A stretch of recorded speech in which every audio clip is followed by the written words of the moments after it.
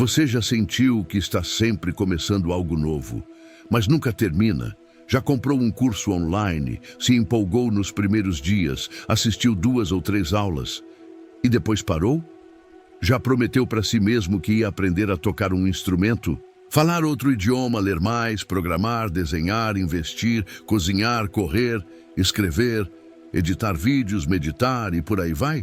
Se você respondeu sim para pelo menos uma dessas perguntas, bem-vindo. Você não está sozinho. Essa é a nova epidemia silenciosa da era digital. A ilusão do aprendizado constante. Hoje, temos mais acesso à informação do que qualquer outra geração na história. YouTube, podcasts, e-books, cursos, tutoriais, PDFs, resumos animados, plataformas de ensino com inteligência artificial, tudo está na palma da mão. Mas, paradoxalmente, nunca nos sentimos tão estagnados. Como se estivéssemos em movimento o tempo todo, mas sem sair do lugar. Como se estivéssemos aprendendo muito, mas absorvendo pouco. Isso tem nome: aprendizado superficial. Uma espécie de vício moderno em começar, mas sem concluir. Em saber um pouco de tudo, mas sem domínio de nada. E o que é pior, com a falsa sensação de progresso. O problema não está em você. Não é falta de inteligência, não é preguiça, não é incapacidade.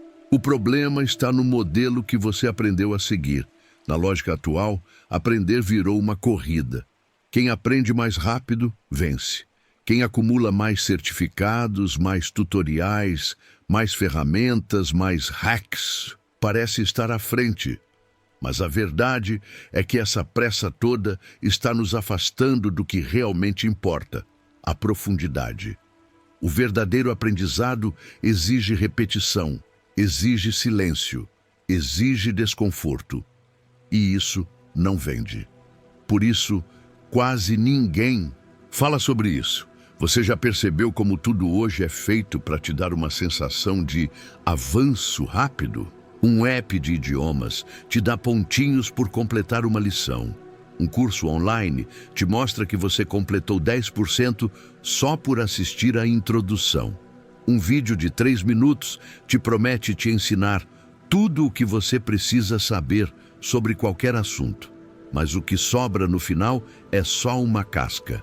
Uma impressão de que você aprendeu, mas quando tenta aplicar de verdade, trava. Não consegue sustentar uma conversa. Não consegue manter a prática. Não sente que aquilo virou parte de quem você é. E é aqui que entra o que ninguém te conta. Saber algo não é o mesmo que dominar. Dominar uma habilidade é algo completamente diferente. Exige tempo, dedicação, persistência, humildade e principalmente exige uma mudança de mentalidade. Hoje, confundimos aprendizado com acúmulo, mas dominar é esvaziar. Esvaziar a pressa, esvaziar a necessidade de reconhecimento, esvaziar o ego que quer provar algo para o mundo e se entregar ao processo. E é exatamente isso que as antigas filosofias japonesas ensinam. Lá, aprender é um caminho, não uma corrida. É um ritual de respeito, não um espetáculo de performance. Na cultura japonesa existe um termo muito bonito: shokunin. Ele representa o artesão que dedica sua vida a aperfeiçoar uma única técnica. Pode ser cortar peixe, fazer cerâmica, afiar espadas ou servir chá. O importante não é o que se faz, mas como se faz. E o como é sempre com alma, com repetição e com respeito. Talvez você já tenha ouvido falar de Jiro Ono, o mestre sushiman do documentário Jiro Dreams of Sushi. Ele é dono de um pequeno restaurante em Tóquio com 3 estrelas Michelin. Jiro começou a treinar seus aprendizes com uma única tarefa: torcer uma toalha quente por 1 ano inteiro até que aprendessem a fazer isso com perfeição. Depois disso, vinha 1 ano só para observar o corte do peixe. E apenas depois de 10 anos, alguém podia tocar no arroz. Parece absurdo para nossa lógica moderna. Mas ali há uma lição poderosa. O verdadeiro domínio é conquistado quando você respeita o processo. A sabedoria oriental não separa o corpo da mente. Ela entende que tudo está conectado. E por isso, aprender algo não é decorar, é se transformar. E é isso que muitos esquecem quando falam em ser polímata. O polímata não é alguém que coleciona cursos ou faz 1000 coisas ao mesmo tempo. É alguém que se reinventa a cada nova habilidade, que se joga no desconhecido com a humildade de um iniciante e que leva a mesma paciência, o mesmo respeito e o mesmo silêncio para cada novo aprendizado. A filosofia japonesa chama isso de Shoshin, mente de principiante. Mesmo depois de anos de experiência, o mestre mantém o olhar curioso, aberto e humilde.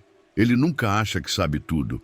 Ele sabe que está sempre começando de novo e talvez seja isso que esteja faltando no seu processo. Você não precisa de mais um curso. Você precisa reaprender a aprender. Precisa trocar a pressa pela presença, a comparação pela constância e o acúmulo pela profundidade. Segundo um estudo da Microsoft, nosso tempo médio de atenção hoje é de 8 segundos, menor do que o de um peixinho dourado. Vivemos pulando de estímulo em estímulo, com dificuldade de manter o foco. E isso impacta diretamente na forma como aprendemos. Mas o cérebro humano é plástico. Ele muda, ele se adapta. E com prática deliberada, com repetição intencional, você pode treinar sua mente para dominar qualquer habilidade.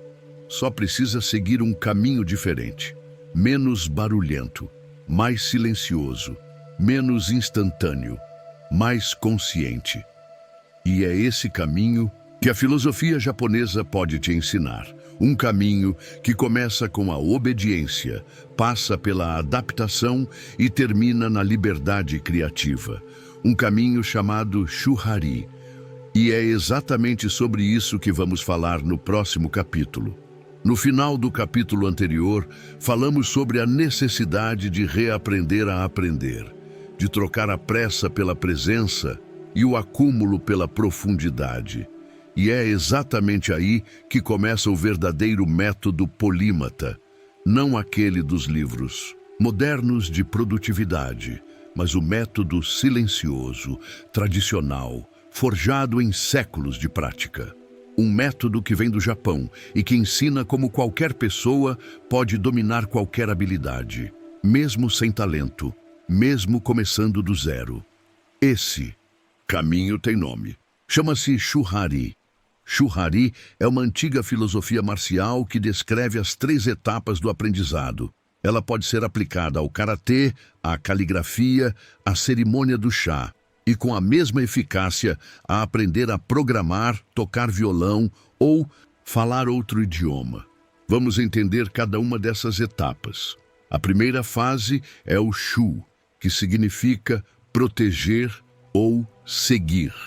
É o momento de copiar o mestre, obedecer às regras, não questionar, apenas repetir. Nessa etapa você está vazio. Você se submete. É aqui que muitos desistem, porque a sociedade moderna nos ensinou que seguir sem questionar é submissão.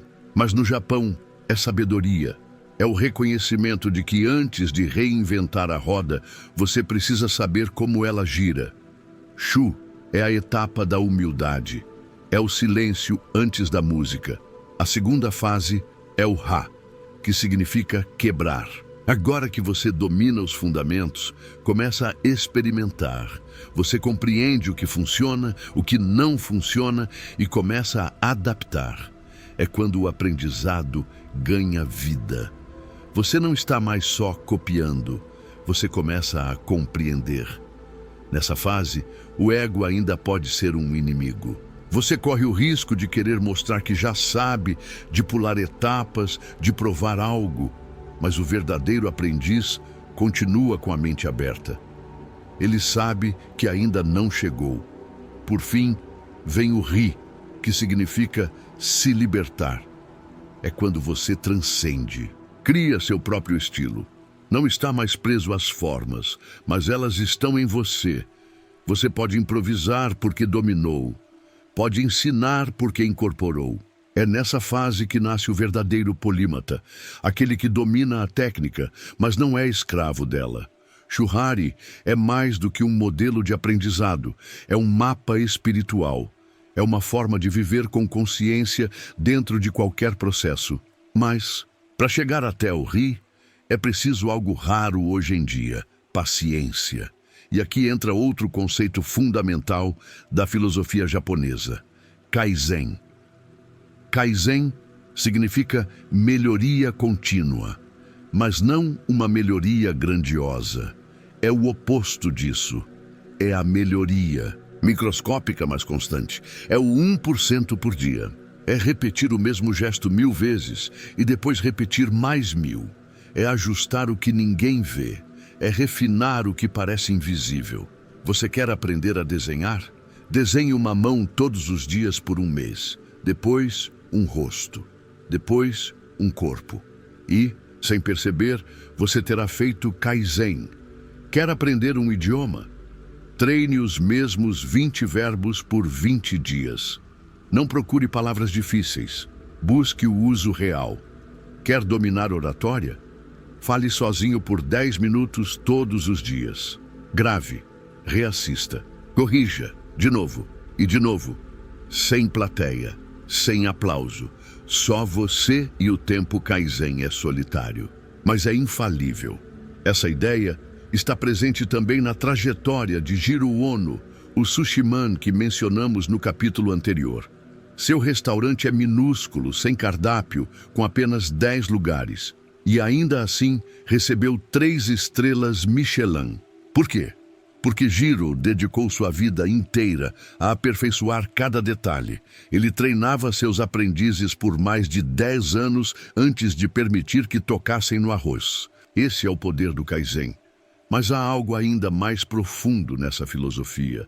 No Japão, existe um olhar diferente sobre a imperfeição. Enquanto o Ocidente valoriza o perfeito, o simétrico, o imaculado, o Japão celebra o imperfeito, o incompleto e o transitório. Esse olhar se chama wabi-sabi. Wabi-sabi é a aceitação da beleza do que está em constante mudança. É a estética do quebrado, do manchado, do antigo. É ver beleza numa xícara lascada. É admirar uma parede rachada. É entender que o tempo não destrói, ele revela. E quando aplicamos isso ao aprendizado, ganhamos um superpoder. Aceitamos o erro como parte do caminho, não como falha, mas como ferramenta. Você não vai dominar nada sem errar. Vai tocar a nota errada, vai pronunciar palavras do jeito errado, vai pintar borrado, falar tremendo, digitar confuso. Mas tudo isso faz parte. O Wabi-Sabi nos ensina a continuar, mesmo imperfeitos, a buscar a maestria sem pressa, sem rigidez, com respeito pelo que somos hoje. Esses 3 conceitos, Shuhari, Kaizen e Wabi-Sabi, juntos, formam o método polímata oculto.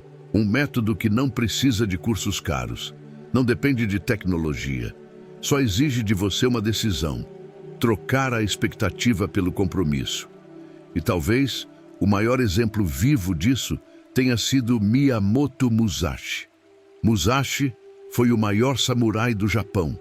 Venceu mais de 60 duelos mortais. Nunca perdeu. Mas ele não era só guerreiro, era também artista, calígrafo, escultor e filósofo. Um verdadeiro polímata. E o mais interessante é que Musashi aprendeu tudo sozinho. Treinava com disciplina absurda, repetia os mesmos movimentos centenas de vezes por dia, meditava profundamente e acreditava que toda habilidade vem do mesmo lugar, da presença. Em seu livro, O Livro dos 5 Anéis, ele diz: você pode entender 1000 coisas através de uma só. Isso resume tudo: aprender a desenhar, a lutar, a escrever ou a liderar. Não são caminhos diferentes, são caminhos com a mesma base: estar presente, repetir com propósito, respeitar o tempo. Mas por que isso parece tão difícil hoje? Porque vivemos na era da comparação. Você vê alguém que já sabe e acha que está atrasado. Esquece que essa pessoa passou por um processo que você não viu. Compara o seu bastidor com o palco do outro. E aí, desiste antes de começar direito. Mas, se você entender que existe um caminho, um método silencioso, antigo, profundo, você nunca mais vai sentir que está perdido. Porque vai saber que cada erro é parte do treino. Cada repetição é um tijolo na fundação. Cada dia de prática é uma escolha pela profundidade. E, quando você começa a caminhar assim, sem ansiedade, mas com intenção, sem pressa, mas com constância, você descobre algo poderoso. Você pode dominar qualquer coisa, desde que esteja disposto a se esvaziar, a recomeçar, a respeitar o invisível. E tudo isso nos leva ao último ponto dessa jornada. Dominar uma habilidade é apenas o começo. O verdadeiro objetivo de todo esse processo é se transformar. E é sobre isso que vamos falar no próximo capítulo. No final do capítulo anterior, falamos sobre algo que muda tudo. O verdadeiro objetivo de dominar uma habilidade não é saber mais, mas se transformar mais. E é aqui que mora a diferença entre o polímata raso e o polímata de verdade. Ser. Um polímata nunca foi sobre acumular habilidades para impressionar os outros. Nunca foi sobre ter uma lista longa de coisas que eu sei fazer. Isso é currículo. E currículo não é identidade. O verdadeiro polímata não coleciona técnicas. Ele constrói uma consciência profunda sobre si mesmo a cada novo aprendizado. Cada nova habilidade que domina, ele não apenas muda de ferramenta, ele muda de pele. A maestria, nesse caminho, não está em quantas habilidades você tem, mas em quantas vezes você foi capaz de morrer para quem era antes e renascer com uma nova forma de ver o mundo. Dominar é, antes de tudo, um processo de renúncia. Você precisa abandonar a arrogância de quem já sabe e aceitar a fragilidade de quem está aprendendo.